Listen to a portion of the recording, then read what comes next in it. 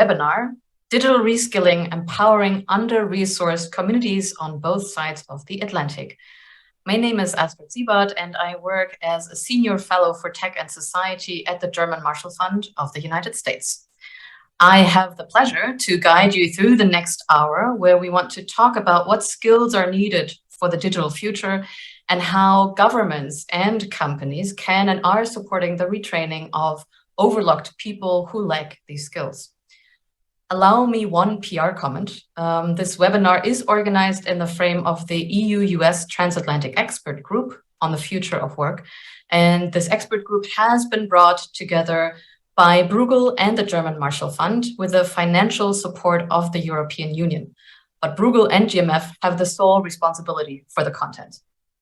So how will we proceed in the next hour? We will first have some presentations and a conversation with our three fantastic speakers, who I will introduce in a moment, and then we'll have a Q&A session with you. For your questions, please use Slido. If you're watching the live stream, it's underneath the video, so scroll down. But you can also go to slido.com and enter the code workforce. You do not need to log in or sign up. So workforce and for slido.com. Now I'm happy to briefly introduce our three speakers for today. First, we'll have Duigo Gunnar. She is an affiliate fellow with Bruegel, and you are currently in Brussels today, and you're a labor economist focusing on issues such as wage gap, discrimination, and the participation of disadvantaged groups in the labor market. And you have now also started to look into the digital transformation of the labor market and impacts on the workforce. You've been a researcher for more than 10 years on projects, e.g. with the World Bank, the ILO, but also with the Labor Ministry in Turkey. And we're excited that you will kick us off in a bit with providing some general starting points for our conversations about skills and upskilling and reskilling. Next, we have Annikia Bartel. She is the founder and managing director of the Ready School of Digital Integration, and she's currently in their Berlin office. And Ready is a nonprofit tech school providing migrants and marginalized people free and equitable access to digital education. And Anna, you founded it in 2016 and have won many awards with it since. And now there are 4 schools in Germany and also in Sweden and Denmark and in cyberspace, so online. And no surprise, your background is in innovation management, which you studied in Aarhus, Denmark. Thank you so much for joining. And the third speaker is Laura Marastani. Today you're in Washington, D.C., and you're a vice president of external affairs with Bitwise Industries. Bitwise uses tech apprenticeships, and we'll learn more about that, to leverage public-private partnerships to develop a skilled and representative workforce in underdog cities. This is what I found. This is the language from also the website. And you joined Bitwise in spring 21 to advance workforce diversity and inclusion.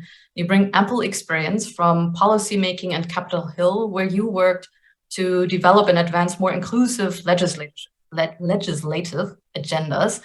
And for a full disclaimer, you also received the GMF's Marshall Memorial Fellowship in 2018. So we're really proud that you're in GMF's alumni network. And also thanks to you for being with us. For you, it's a bit earlier than for us. So now let's jump into our discussion. Digitalization and new technologies, they, as we all know, radically transform our economies and the labor force. And on a more macro level, it is important to remain competitive in today's geostrategic world.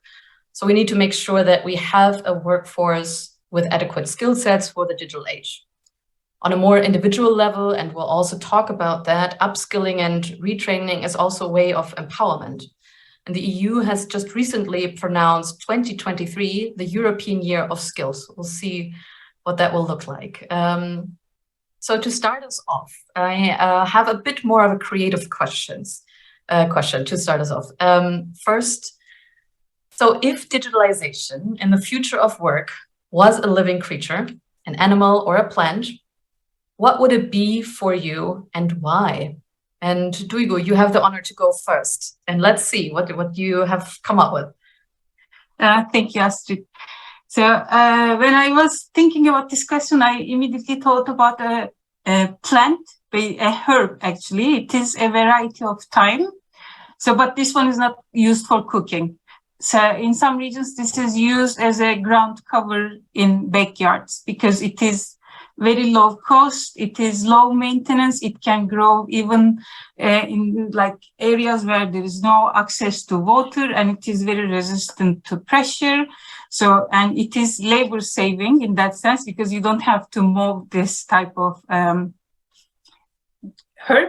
And this is why I thought it is very similar to how technology is now shaping the labor market. It is removing the redundant tasks and creating time for more creative and satisfying jobs.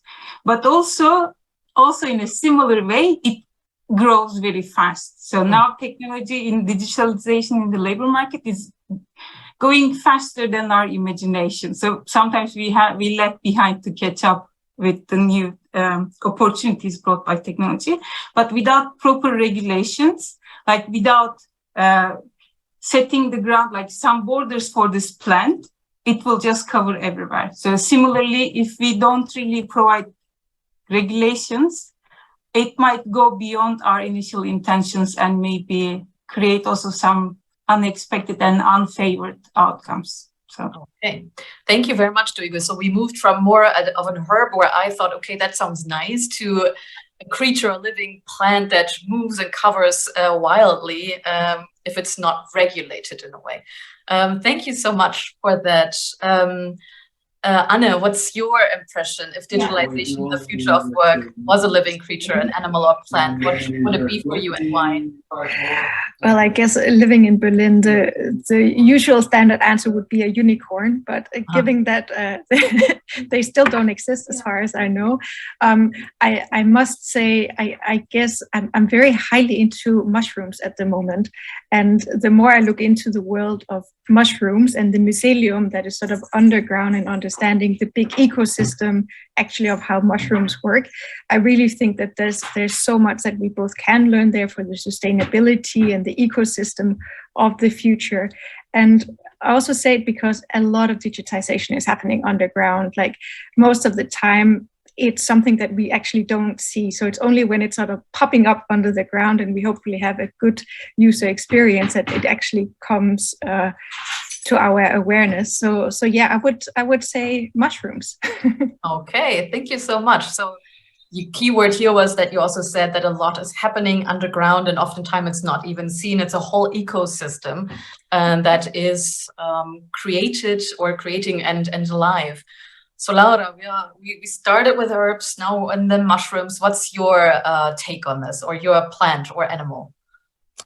Yeah, so I think in a similar vein, I would say grapes. And for me, it's because so obviously there are so many vines that have to come together to be able to produce the fruit of the labors. And in addition to that, it needs to be planted in specific types of soil, which to me speaks to making sure that there are the right policies and the right infrastructures in place so that it can thrive, so that it can not only become the best of grapes, but in addition to it, after it does grow, we can continue to tend to it and it can become great wine. And so that to me is very much the ecosystem that we are in. It's very systemic. It's not just a one button approach or a single issue that we have to tackle to be able to ensure that access to the digital economy is available to the most underrepresented.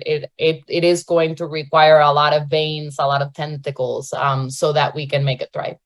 Okay, thank you so much. And I also liked your image here of the grapes and the vines that have to come together, but also that you said that you need to have the right soil for it. And that's also what I think, also what we want to talk today. How do we make sure that there's fertile soil, but also that Duigo, you mentioned, find the parameters of that as well, but help to make it grow, maybe not just unnoticed. To come back to Anne's image of the mushrooms. So Bruegel, thank you so much for helping us to lay the ground. And here we first want to establish general facts and figures on digital skills and up and reskilling. And I understand that you've been talking about this in past presentations.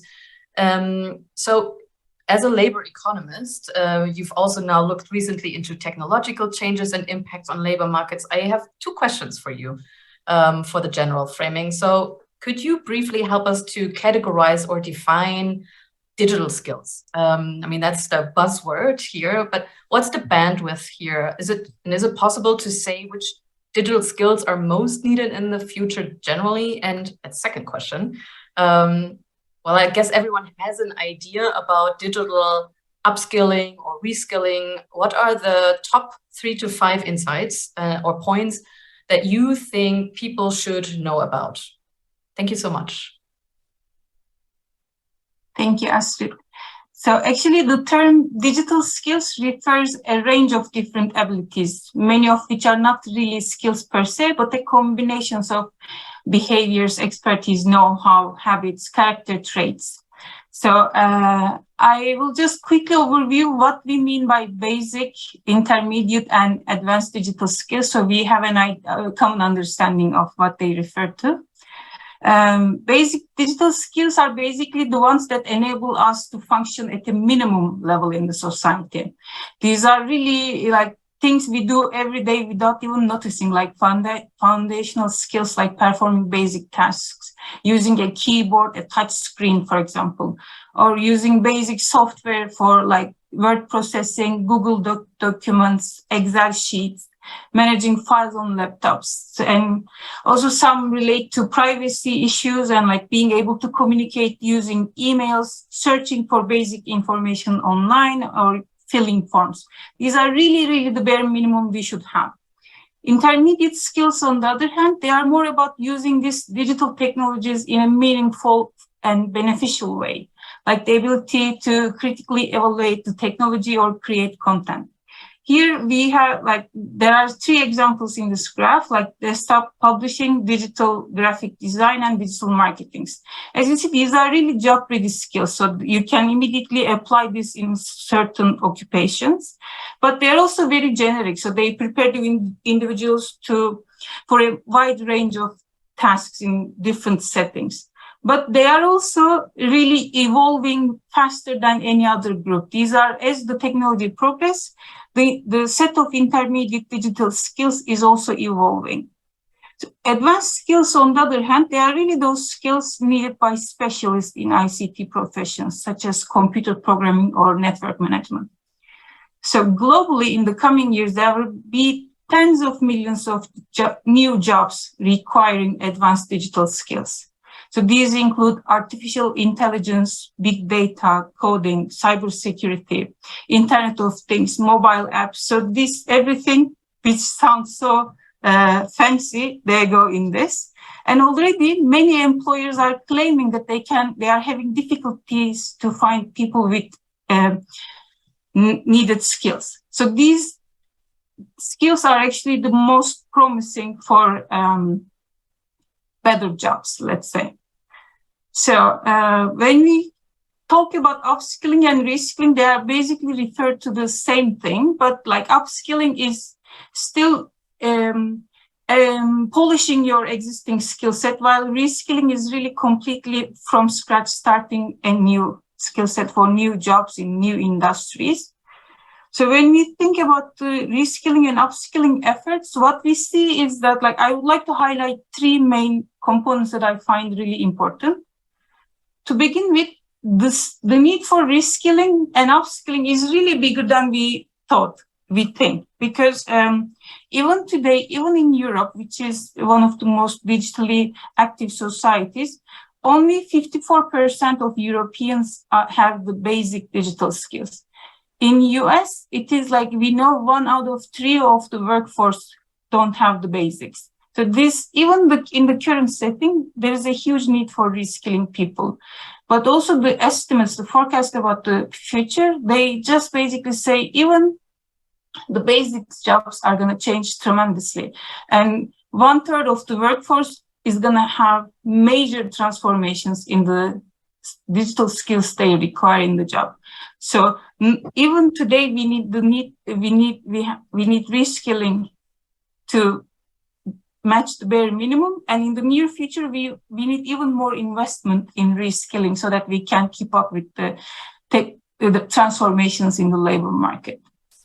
So another aspect I would like to highlight is that actually reskilling and upskilling initiatives are an opportunity for us to really build a resilient workforce and better functioning labor markets. So now there is a huge discussion about how we should use reskilling and upskilling. And with the right moves, we can really create a system that benefits every part of the society. And I think this will mostly relate to our discussion today, as we are going to discuss the underserved communities. So, but what we need to do is for these low skilled groups, we need to couple these reskilling initiatives with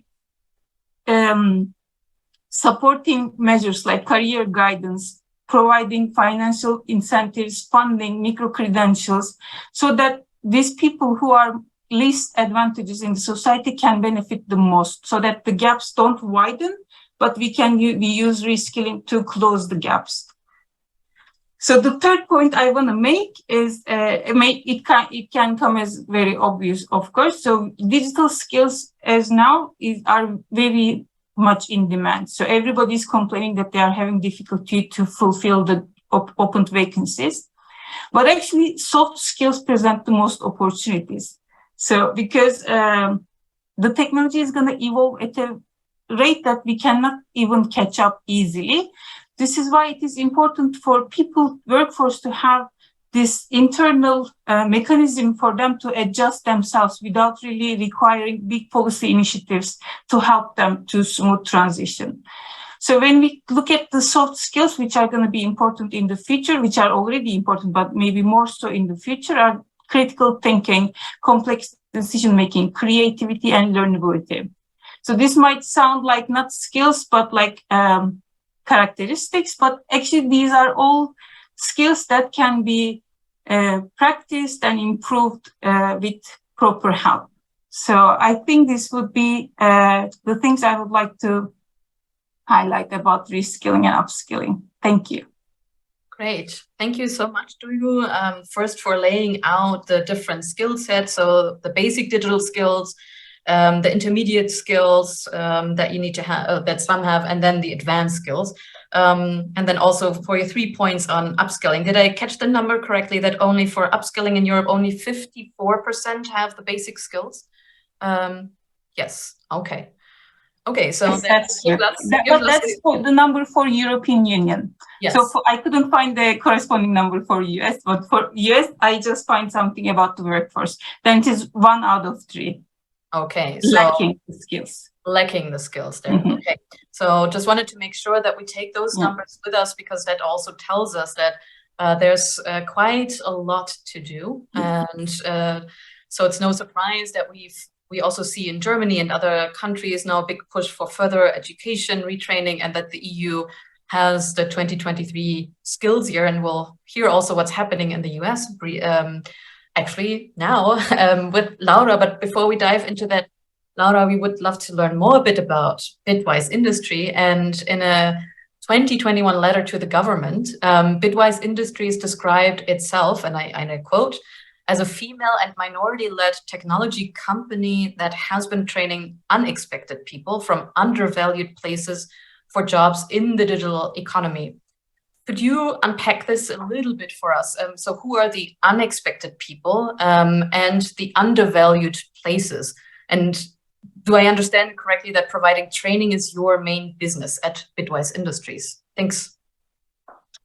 Thank you. So excited to be here today, and this conversation so timely, of course. So I'm going to try to frame for you what Bitwise Industries is, because we are on the front lines of a lot of the conversation that we're having here today. Bitwise was born in Fresno, California in 2013. And so for those who are not familiar, Fresno, California is pretty much where much of the food in the United States come from. comes from. So it's an agricultural economy. It is very segregated. So you have a lot of rich land owners and farmers. And then we have migrant farm worker populations that work those lands, that pick the fruit and the vegetables. And so if you think about 2013 in the United States, there were a lot of incentives to try to help people come into coding, to come into STEM careers.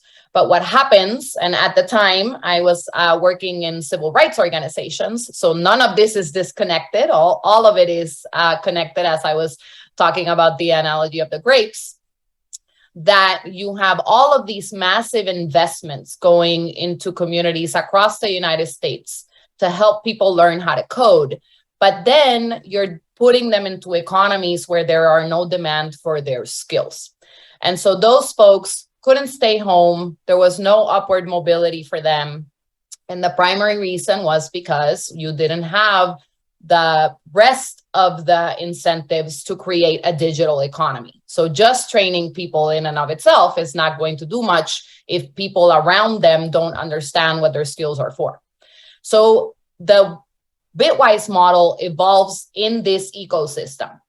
What it looks like now, 10 years later, almost 10 years later, is a three-pronged model. And to answer your question, Astrid, it is anchored in people and humans and the assumption that, and the knowing, so not assumption, that our communities are full of untapped talent.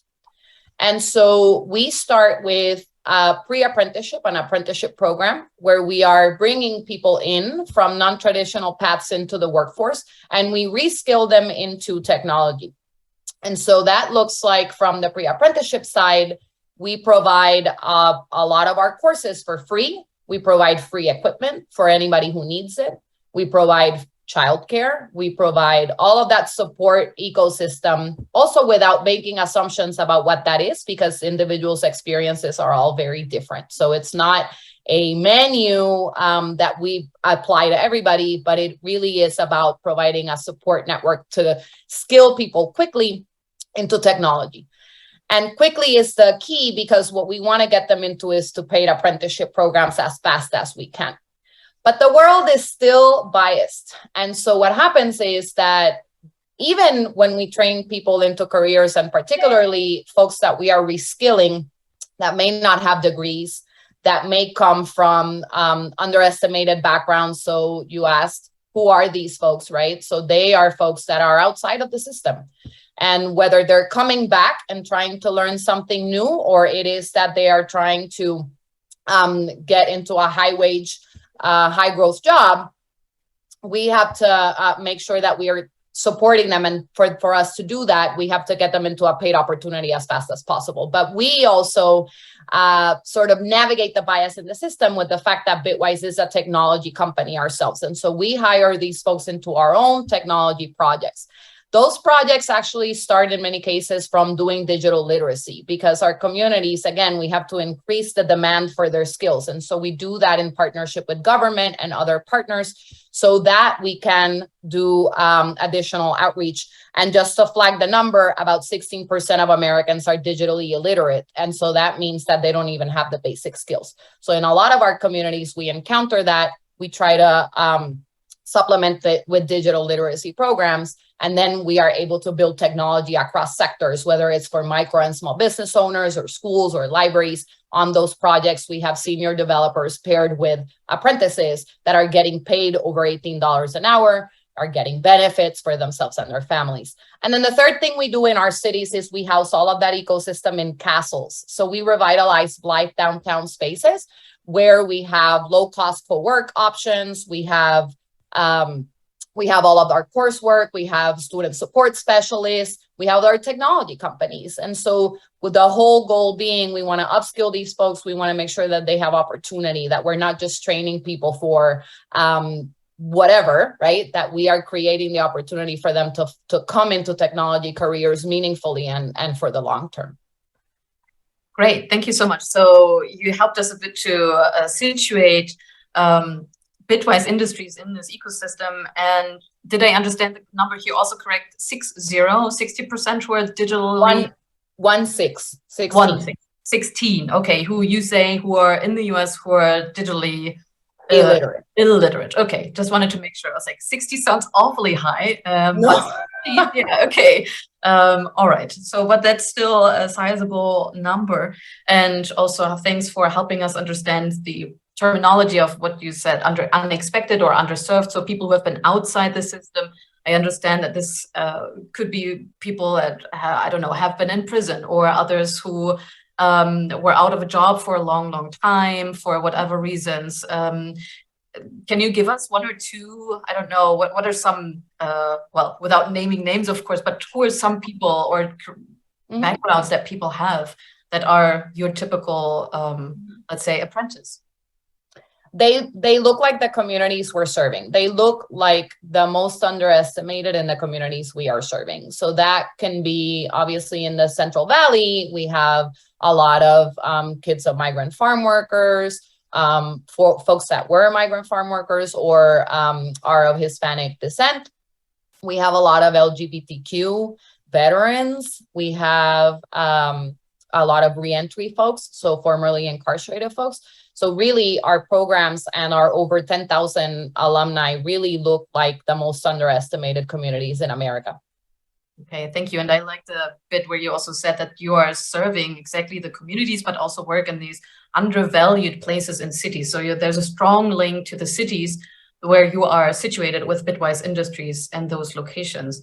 And thanks also for mentioning that you're a tech company after all, and we'll get into that a bit more also on your apprenticeship model. I also already see that there are a couple of Slido questions come in, which is great. Keep it up, folks. I'll move to Anne for our first round here to also help us understand Ready School of Digital Integration a bit more. You are a non-profit tech school, so you provide access to free digital education, and you state that you speed up the job market integration for newcomers and locals who cannot afford to. Can you also describe to us your customers or your student base, because your schools, and what have been the most important learnings and developments in the past 6 years since you started in 2016 in Germany? Sure, I'll try to make it as quickly as possible. Of course, it's been a long journey. So in 2015, when we could see a lot of people, especially coming from Syria, arriving in Germany, specifically here in Berlin, I asked myself the question, what can I do to help and support? And long story short, I visited a refugee camp where I happened to sit next to a young man called Mohammed, who was a programmer, but he didn't have a laptop, and he was extremely scared of losing his skills, because if you don't use your technical skills, you lose your technical skills because it's changing so fast. So of course, my first initial reaction back then was, can I just give one of the old laptops that I happen to have at home to Mohammed, because having an old laptop is better than having no laptop. But then the second thought was, is this sort of the 21st century version of don't give a hungry man a fish, teach him how to fish? Instead, so what would be the more systemic approach, actually supporting other people like Mohammed in his situation? So that's how the idea of creating a nonprofit tech school came about.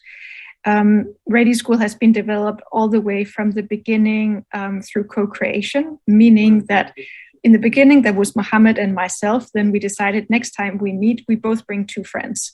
And all of a sudden we were 6, and then they were bringing their friends. And it meant that this was always created where there was one part of, let's call us locals in Berlin, together with the so-called newcomers coming in, who were really looking to find jobs and to upskill in order to get jobs. So the model about Ready School is based on this idea of creating a win-win-win situation. So on the one hand side, when you ask refugees and migrants, adults, what they want the most, they usually tend to say a job, because with a job comes a new set of friends. Also, you improve your language. You obviously earn money, so you get independence through that to take care of yourself and your family. then if you ask the German businesses what they want the most, they tend to say tech people, because there's currently 96,000 available jobs in Germany in the tech industry right now. And Bitkom, the organization that is taking care of the tech industry in Germany, is estimating that German companies are losing around 6 billion euros every year based on not having access to enough talent.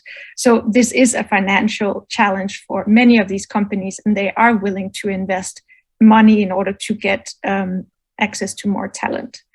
Last but not least, it's a win for the government because they are looking to integrate migrants much faster. On the one hand side, Germans are getting older. There's not enough young people. We need more people in the workforce, in the tech workforce in this case. And also, if we look at how long does it take for a refugee to get into a job in Germany? Right now, the average time is about 5 years. It's different from males and females, but 5 years on public benefits, as we do pay in Germany, and this is wonderful, it's also very expensive. So Ready School is based around this idea of acceleration of getting into the job market. So rather than it being 5 years, what if this could be done in 1 year or 2 years' time? There's actually a lot of money to be saved by the government.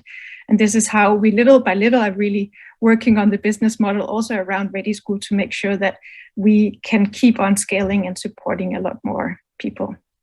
So just to sort of round up, what is special about Ready School is we are very strong in the belief that getting a job is 50% about what you know, so tech skills and soft skills, but also 50% is who you know.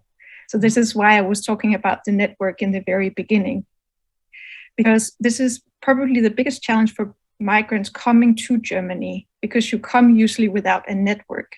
So there's no one to help you open the door into companies.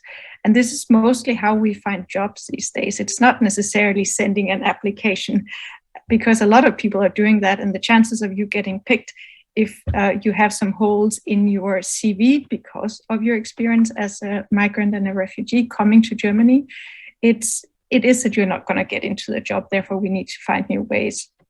And that's why we work with about 500 volunteers coming from the tech industry, who will spend usually 1 day per week for 2 hours in the evening teaching our students the skills. This means that it's not just theoretical, it's very much about the practical skills that you're going to need when you get into the actual job market.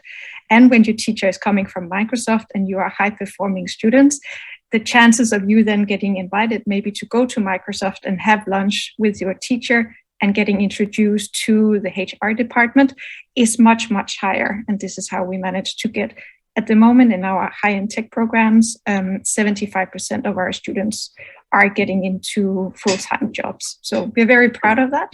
And last but not least, we're also super proud that we have 60% females at the school. So at the moment, we're teaching about 5,500 students per year, and 60% of those are women. So a lot of myth busting needs to take place. Technology is definitely a field for women, as we can also see in this talk. Yes, thank you so much, Anne, for highlighting also how you're working at Ready and all the insights that you have gained since 2016 when building this up. And just a brief question to both you, Laura and Anne. I mean, with COVID, where it was so much also online, but I also hear that from you, Laura, that it's also the cities where people meet, or it's very very local. Is that something that was COVID helpful? Did it speed up things, or did it also make things more difficult? And the same, Anne, for you, if it's also about network building. Yeah, I think at least for us, we did see a lot of growth during the COVID pandemic. It allowed for several things. So during that time, we were able to expand a lot of our programs to more communities because we transitioned them to remote. However, because our model is so focused on supporting folks holistically, really where we do workforce training, we want to make sure that we have our entire infrastructure. So we typically will only do it in the cities where we are in. Where we saw a lot of opportunity and a lot of work, frankly, has been working with local governments to ensure that the community had access to the right technology platforms. So what we're seeing in the United States, from the pandemic to now realizing the lack of infrastructure that existed, right? So from the very basic access to internet, there are a lot of investments right now going into communities to ensure that people have access to high-speed internet. And parallel to that, we're starting to see more communities invest in infrastructure long-term so that we can achieve, in the United States, we call it digital equity, right? So making sure that we have a workforce that can not only install but maintain those systems, making sure that the local economy understands the availability of technology, right? So if you're a micro or small business and you are in a region where you're all of a sudden going to be getting high-speed internet, but you don't have the digital skills or know how to come in and, or even the money to make sure that you have your own IT person, right? So we're working with cities to ensure that our micro and small business owners have digital skills so they can manage better technology and have access to reach their clients more effectively. All of the things that we know that technology can do to strengthen our communities from the inside out, and particularly supporting those with the most barriers into the workforce. So we are seeing a lot of opportunity because there are historic investments that are now very targeted so that those local communities can put those programs in place. Okay, so I think you're referring to the American Rescue Program, which, or not only? All of them. So pretty much there's a lot of legislation that has been passed. The American Rescue Plan was obviously coming out of the pandemic. Recently, we had the Infrastructure and Investment and Jobs Act, the IIJA, which has over 65 billion with a B for infrastructure development and digital equity programs. And that one, I want to put a special flag on because coming from the space of supporting underserved communities, and I have dedicated my career to being in the civil rights space, in doing democracy building in America, and also supporting more pluralism. The digital equity programs that were approved in Infrastructure and Jobs Act are, in my opinion, the funded mandate right now that has equity behind it to meaningfully push states and cities to create digital equity plans. And the first step in that has been all 50 states applying for planning dollars so that they can create committees that can think about these plans long term. So we're not going to have sustainable infrastructure developments if we don't in parallel have plans to make sure that those developments reach the most underserved. And I believe that these grants will allow states to have more of a focus on that and simultaneously learn, because so many of us, I talk to people in our communities that think equity is something that happens with money in Wall Street. Like, we truly do not understand what equity and inclusion look like.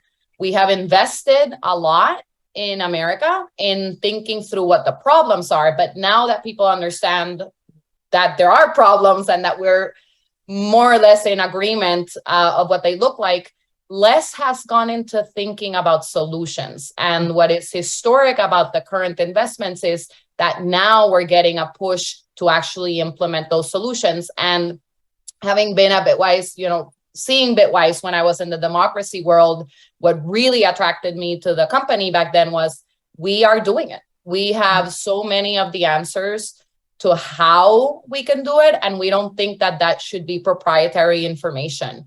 Being anchored in equity and inclusion is profitable. Okay, and it's not. Huh? Yeah. We'll get to that conversation, and there are also some questions that are getting into this. And thanks also for the equity terminology. Yes, when years ago when I first started, I also had the vision of bankers, and because it sometimes doesn't bring the same ring. But now I think that a lot of people have come to a better understanding of equity and inclusion. And we've now covered a lot of ground here already in your answer. But Anne, maybe just briefly coming back, has COVID, and we're pretending as if it's not over, but have you throughout the pandemic reached new audiences, or how has it helped you, and how important is it to be also person-to-person business? Yeah, certainly. So coming from the innovation as my personal background, the saying would be never waste a good crisis. So for us, it's very much been around, well, we can't change the COVID situation. So how do we make the most out of the situation right now?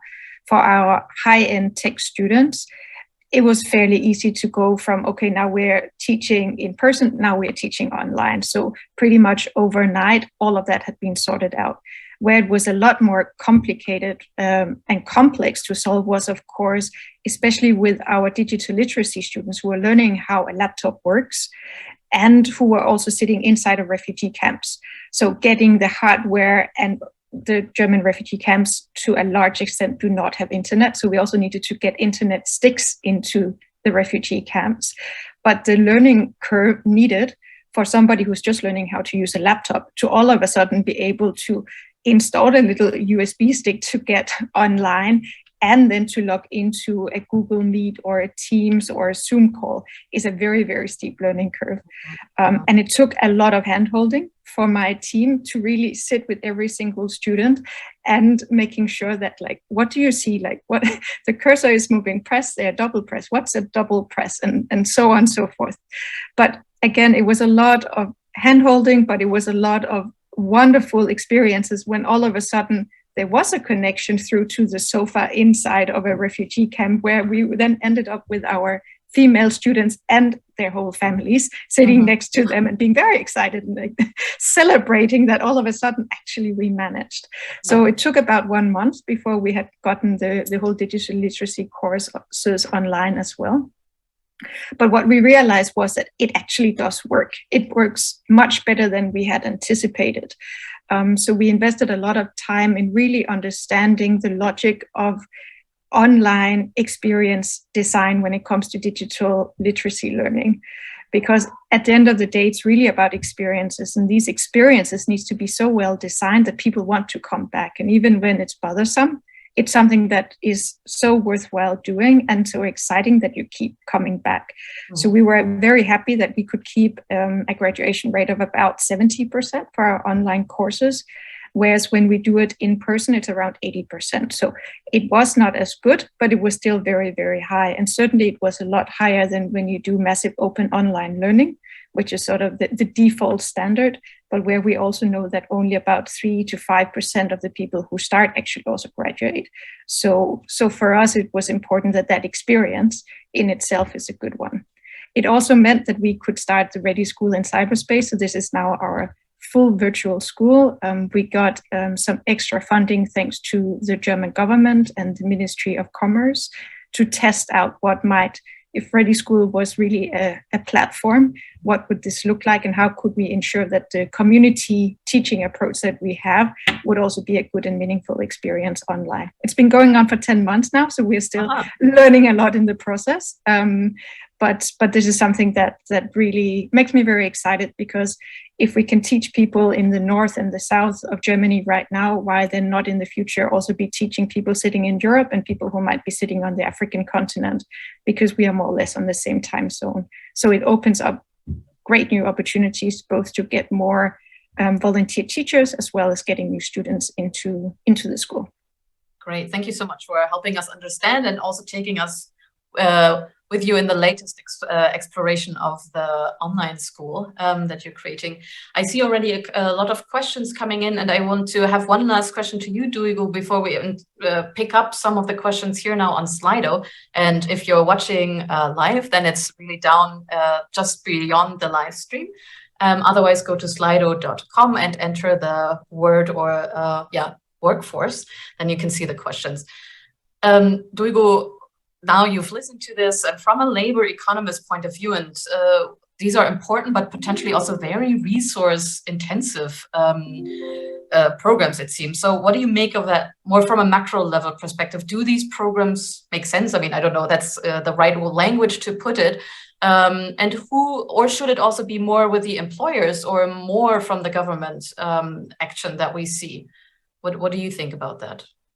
So I think Anne already touched that for me, because she mentioned that it takes 5 years for a refugee in Germany to find employment, and during the whole time they have to rely on social assistance. It's a big weight on our welfare systems. And also we are already having a problem in US, also in Europe.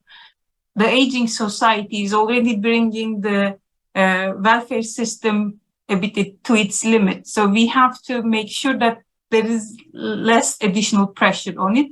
And if we can use these people, Lara also mentioned that untapped talent. So these people, this pool of people are sort of idle in the workforce, but they have the potential to bring new economic value or create new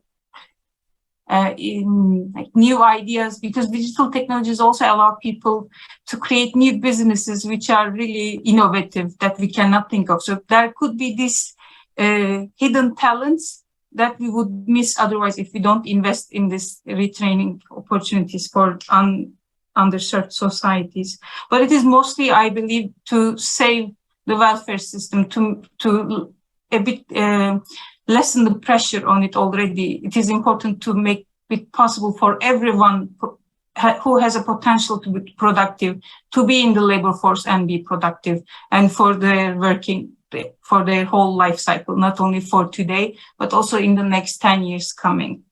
So, but also maybe there is also not a macro perspective, but still from an economic perspective. So every investment we do on people, they create externalities. It's not only that person specifically, but their surrounding, their families, their children who are also benefiting from these investments. So it is not really a one-time investment that goes to a specific person, but it creates a flow of value in the society. So in that sense, I believe it really works that we invest in it, but also we are also politically committed to this, because sustainable development goals clearly specifies that we are ready to ensure like inclusive and equitable education for everyone by 2030, so in 8 years, and also decent employment for everyone. It also includes former inmates, it includes refugees, it includes single mothers, it includes really everyone. So we are already committed politically, and we have enough economic incentives to do that also. Okay, so I hear from you, it's a trio. I mean, all the companies, government, but also startups should look into this ecosystem. And Anna, I see that you have your hand up. I want to combine it, the responses also from you, Laura, and Anna on this question, but with a question from Slido, where it says, well, the on-the-job learning is the most effective way for learning for adults. And shouldn't companies take more responsibility than for the upskilling or reskilling of their workforce? I don't know, Anna and Laura, what you think about that. I mean, and the companies you work with, you said, and I think, Anna, you also mentioned this, well, we see they are in need of talent, but do they also have, then do they send also people from their company to you? Or, and Laura, I mean, you're your company yourself in a way, not just in a way, you are. How are you working then with the government? Or you mentioned the local level in terms of the responsibility. Anna, if you wanted to go first. Yeah, so I think I recently heard this quote apparently from JFK saying there's only one thing more expensive than education, and that is no education. And for me, that just perfectly frames it, that we need to invest into this. If not, it's going to be extremely expensive in the long run. To the question on Slido, yes, absolutely. We need the companies to support on this, but we need to build smart or design smart programs that makes it easy for the companies to also work with us. And one example is a 7-year-long partnership that we've had with Cisco right now, where actually we do an IoT course where the teachers are people working at Cisco who are allowed to do this in their working hours. They are teaching 15 students every 6 months, but it also means that at the back end of that, they have funding internally for internships, so that the best candidates from the course who already know the teachers and who have been trained in what they do afterwards can then sign contracts with the companies for paid internships, where they can then start at Cisco. And then if they are doing well, they can continue into normal contracts. And if not staying with Cisco, then Cisco has a very large partner network of other organizations who are needing those skills. So for me, this is sort of the perfect setup. So when companies can, as a way of paying back to community, as a CSR program or whatever program they might have to encourage people to give back, if they can use those hours to actually get access to talent and build that personal connection, that will make sure that once one of my students land inside of Cisco, that they already know people, because I think that's the most vulnerable situation is when these students are getting into the jobs. How can we make sure that they actually have a good experience? And if they have questions in how to fit in, I mean, we know what it's like to start in a company, that they have trusted people that they can go to. Okay, and the networks that you mentioned and the mentoring, which is an important aspect. Duigo, I see that you have your hand up, but I wanted to go to Laura first, briefly to also see, I mean, you are your own company, but do you know of other companies, to get to that question on Slido? I mean, do they hire also your apprentices then, or yeah? I want to, before I jump into that specific piece, I do want to make a point about that question, which is, we are talking, at least in the Bitwise case, and when we're talking about reskilling, we are talking about folks that maybe many of them don't have degrees. And so the first thing that I would say to companies is you really have to get over your bias towards degrees. So if we are talking about upskilling and reskilling people into technology, you have to accept that because technology is evolving quickly, degrees may not necessarily be as needed as we thought. And we really have to think through, what does that mean when we're bringing in non-traditional talent into our spaces? And at Bitwise, the short answer is we're doing it. Our entire model is based on combating degree inflation and creating opportunities, meaningful opportunities for folks, not only to come into technology, but to stay and grow and be able to earn higher wages and support their communities moving forward. So I think that is a very core piece of this, because we see a lot of folks and companies and government that say they want a more diverse workforce. They want to bring untapped talent into technology. They know that that's the only way that we're going to be able to supply the demand that exists for these careers. But then when they see the resumes and they don't see that high school, that college diploma, it counts against them. And that is the first thing that needs to stop. In terms of opportunity, we at Bitwise not only hire them ourselves, so a lot of our folks after their apprenticeships end up working full-time for Bitwise, but we're also committed to creating additional opportunities. That looks like our clients themselves realize that maintaining the platforms that we have built are going to require long-term employees. And so set aside budgets so that you can hire someone to do that in your company. If you're a small company, you can learn some of the skills yourself. And we actually have programs for that as well.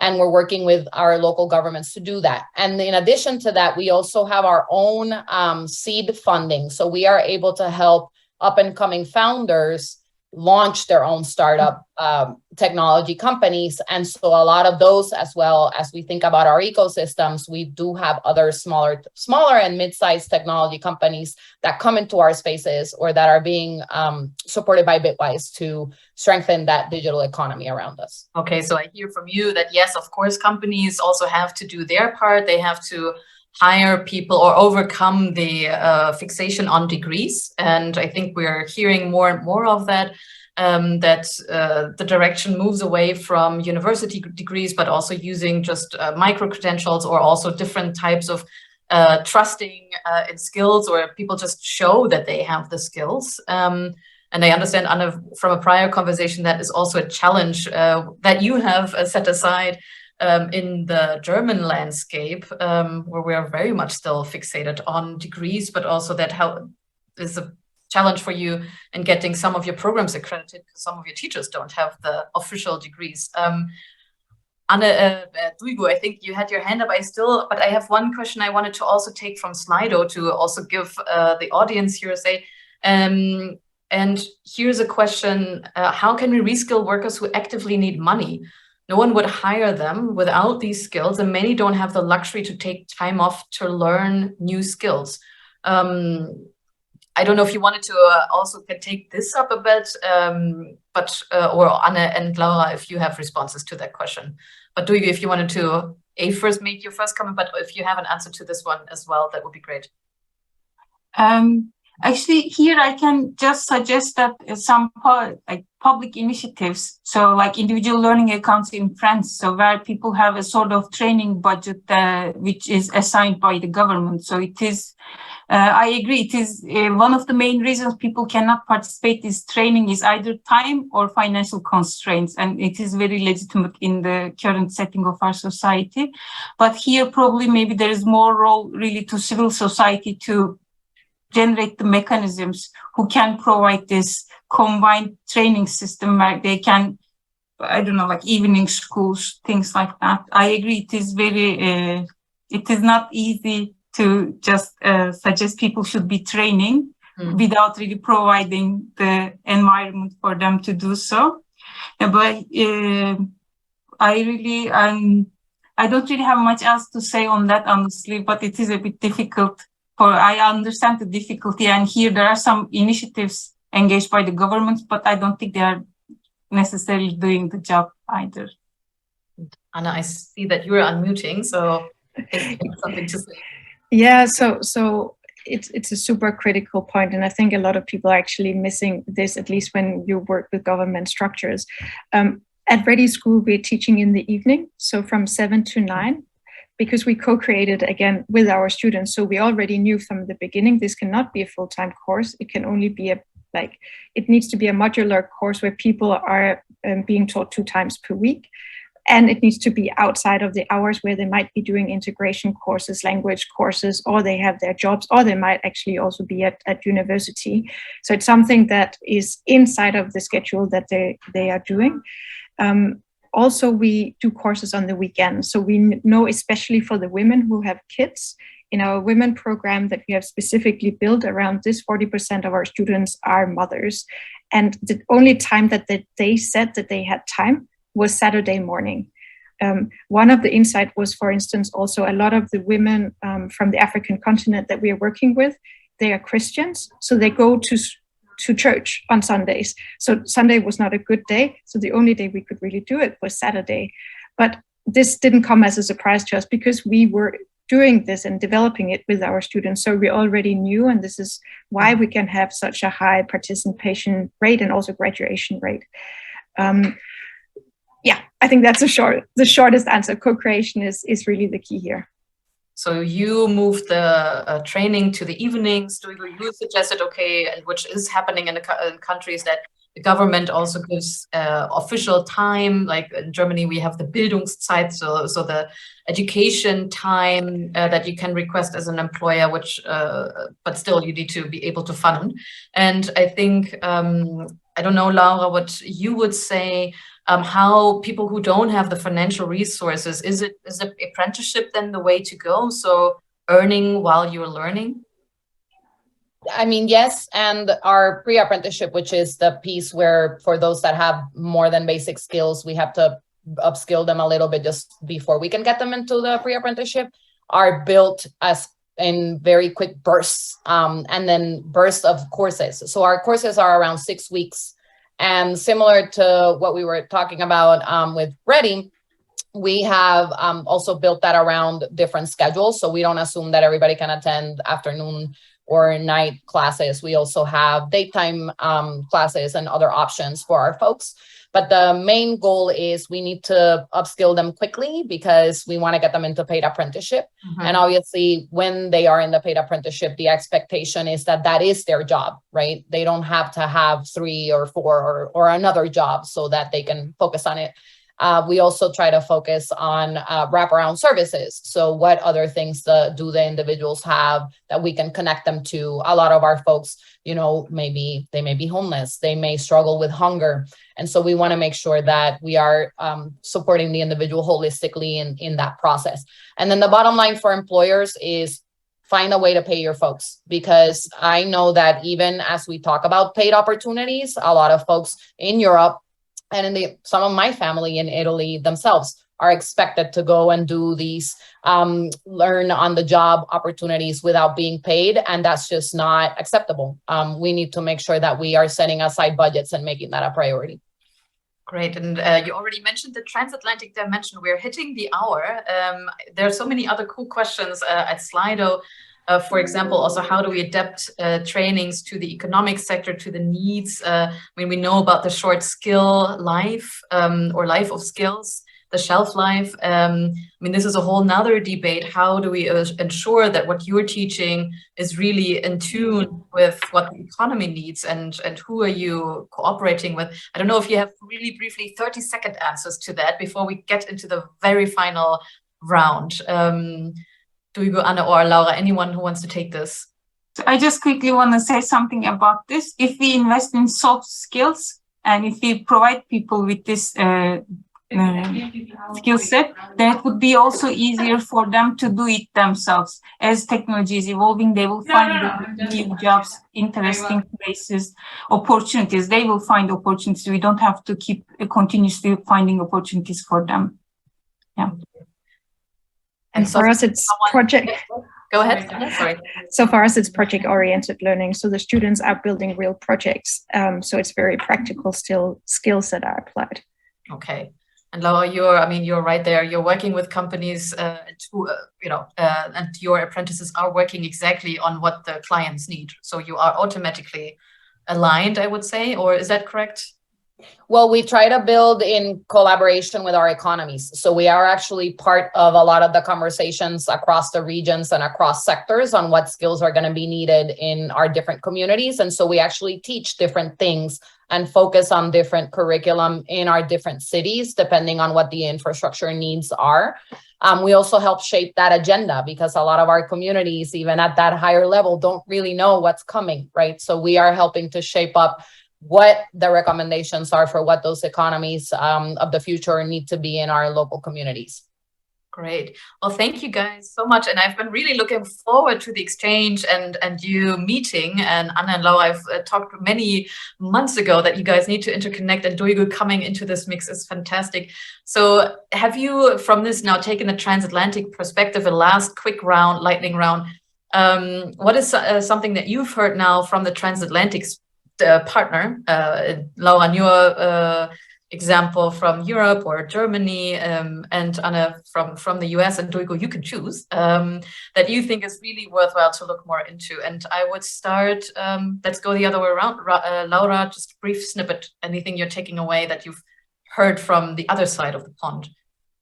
Yeah, I would like to continue to figure out ways to work with Ready to see if there are opportunities. We do have significant numbers of refugees in our communities that we are also working with. And so would love to do a little bit of an exchange and also talk to anybody listening or our folks here to see if there are opportunities to think about what Bitwise Europe could look like. Okay. Anna, switching over to you. I just love the idea of a digital equity plan. And I really, really hope that some people in the German government are also listening. And we're trying to heavily digitize a lot of the German bureaucracy. This is wonderful. But if people don't know how to use these new digital services, we are not getting much further. So I would really, really love to see more exchange on this point. We definitely need it here too. Thank you. And Bruegel, you can choose what you've heard from either side or both. So honestly, I'm going to use my time to highlight the importance of the engagement of civil society by combining it with a previous question. Because what currently the setting is actually the companies are providing most of the retraining and upskilling in the labor market.